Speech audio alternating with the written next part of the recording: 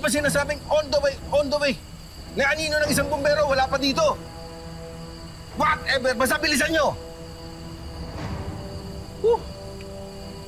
Ikaw naman, what on earth were you thinking, ha? Bakit ka naman natrap sa loob? Roper ka ba? Hindi ka ba nag-iisip?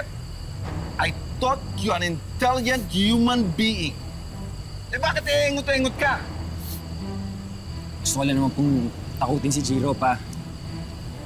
Kayo naman po nagsabi, ayaw niya na siya maging problema. I know, right? But I didn't say that you endangered yourself, you crumple leaves. Kaya pala bully ang anak mo eh. Ganyan mo tratuhin. Excuse me, wala akong pakialaman ng pagdidisiplina, pagpapalaki ng anak. This is my son, and I'm the father. Paano hindi papakialaman? Eh nananakit na nga ng iba. Tignan mo, muntik nang masunog si Jiro. Dahil kung ano-anong sinasabi mo sa anak mo. You know, you may be the father, but you are also his bully. Hmm?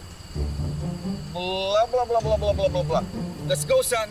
This is a waste of time. Anip, di man lang nagpasalamat sa pagligtas sa'yo.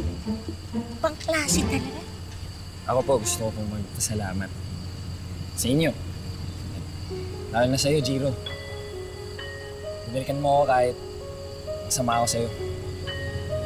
Thank you. Bro.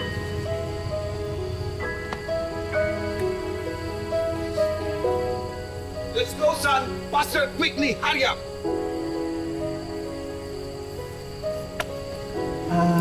Salamat sa inyo, ha? Eh, nag-iisa lang to eh. Hindi ko kakayanin kapag nawala to. Tsaka, crisis yun. Mababawasan kami mga pogi.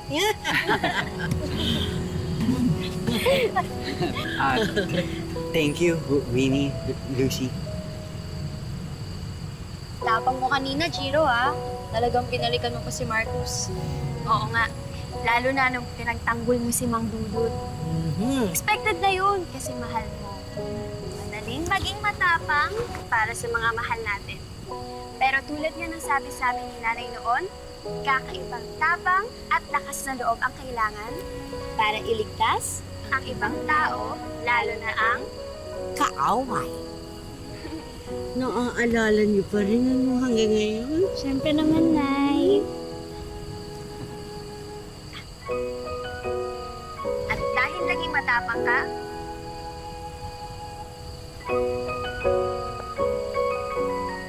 deserve mo to.